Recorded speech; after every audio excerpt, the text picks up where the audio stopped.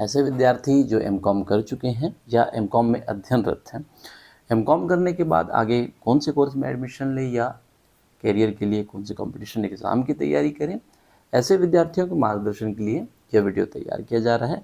मैं रितेश कुमार नाग, assistant professor of commerce, इस video में आप सभी का हार्दिक स्वागत करता हूं, हार्दिक अभिनंदन करता हूं। एमकॉम करने के बाद मेरी पहली प्राथमिकता होगी कि आप एकेडमिक फील्ड में अपना करियर ऑप्शन चुनें। एमकॉम अध्ययनरत के दौरान ही आप एक अपना आगे का प्लान तैयार कर लें, आगे का एक टारगेट फिक्स कर लें कि किस फील्ड में आपको तैयारी करनी है, आगे कौन से कोर्स में आपको एडमिशन लेना है, कौन से कंपटीशन एग्ज़ाम की तैयारी करनी है।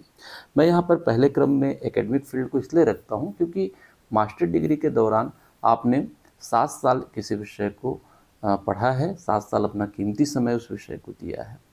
अन्य कंपटीशन एग्ज़ाम में आप देखिएगा कि हायर लेवल के जितने भी कंपटीशन एग्ज़ाम होते हैं उसमें ग्रेजुएशन के बाद आप वहाँ पे एलिजिबल हो जाते हैं, या लोअर लेवल के जितने कंपटीशन एग्ज़ाम हैं उसमें 12th की डिमांड होती है। तो ऐसे में हम जब पीजी कर चुके हैं, मास्टर डिग्री हासिल कर चुके हैं, किसी विषय में विशेषज्ञता हासिल कर ली है, तो एकेडमिक फील्ड में हमारी सफलता की संभावनाएं ज़्यादा बढ़ती है। और अगर आपने असिस्टेंट प्रोफेसर के लिए जो मिनिमम कट ऑफ होता है उसको हासिल कर लिया है, तो पहले क्रम में मैं रखता हूँ कि आप पीएचडी में दाखिला लें, साथ ही यूजीसी नेट और सेट की तैयारी भी जारी रखें। इससे क्या होगा कि आप पीएचडी के दौरान अगर नेट सेट क्वालिफाई कर लेते हैं तो अगर इस दौरान वैकेंसी आती है तो आप वहाँ पे वैकेंसी में फॉर्म भरने के लिए, अप्लाई करने के लिए एलिजिबल होते हैं। पीएचडी अधिकांश विद्यार्थी इसके बारे में नहीं सोचते। मैं ट्राइबल फील्ड के जो ट्राइबल एरिया के जो बच्चे हैं उनकी बात कर रहा हूँ, उन्हें इनकी जानकारी भी नहीं होती है कि पीएचडी में हमको कैसे एडमिशन लेना है, इस दौरान हमको स्कॉलरशिप कितना मिलेगा। आप स्कॉलरशिप के बारे में भी यहाँ पे अपने संबंधित टीचर से पूछिएगा, संबंधित प्रोफेसर से पूछिएगा कि पीएचडी के दौरान उनको एक अच्छी खासी स्कॉलरशिप भी मिलती है। अगर क्योंकि वो अपने घर से दूर जा रहे हैं तो उनके रहने खाने का भी खर्चा उनका स्कॉलरशिप में मेंटेन हो सकता है। तो अधिकांश विद्यार्थी जानकारी के अभाव में पीएचडी में दाखिला नहीं लेते हैं। उसका एंट्रेंस एग्ज़ाम कैसे होता है और उसके सेंटर कहाँ पे हैं, किस तरीके से हमको इसकी तैयारी करनी है, बिल्कुल भी जानकारी नहीं होती है।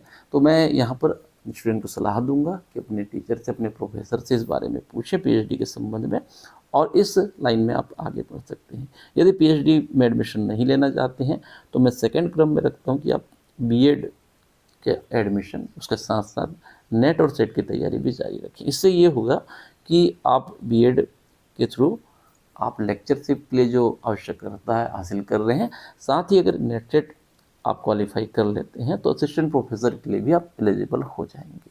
ये दोनों मेरे पहले क्रम में मैं आपको सुझाव देता हूं, क्योंकि एकेडमिक लाइन में जाना है तो हमको या तो पीएचडी या नेट सेट अनिवार्य रूप से आवश्यक अर्हता में हासिल करना है, या लेक्चरशिप में जानी है।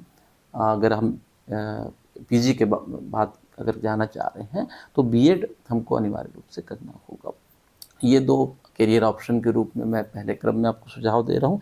यदि इसमें आप एडमिशन नहीं लेना चाह रहे हैं तो एलएलबी भी एक अच्छा ऑप्शन है। इसके माध्यम से आप लीगल फील्ड के जो आपके इसको करियर आप बना सकते हैं। सिविल जज है, एडवोकेट है, या अन्य जो लीगल पद होते हैं उसमें आप अपना करियर ऑप्शन बना सकते हैं।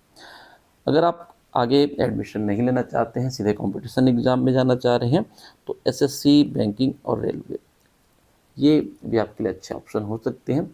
बीकॉम एमकॉम के दौरान आपने अकाउंट पढ़ा है, मैथ्स पढ़ा है, और अगर आपकी रीजनिंग और मैथ्स में रुचि अच्छी है, रुचि बनी हुई है, अच्छी पकड़ है, तो आप इन फील्ड को एक साथ तैयारी करिएगा। और मैं सलाह दूंगा कि अगर आप एसएससी की तैयारी कर रहे हैं तो साथ ही बैंकिंग और रेलवे की भी तैयारी जारी रखें।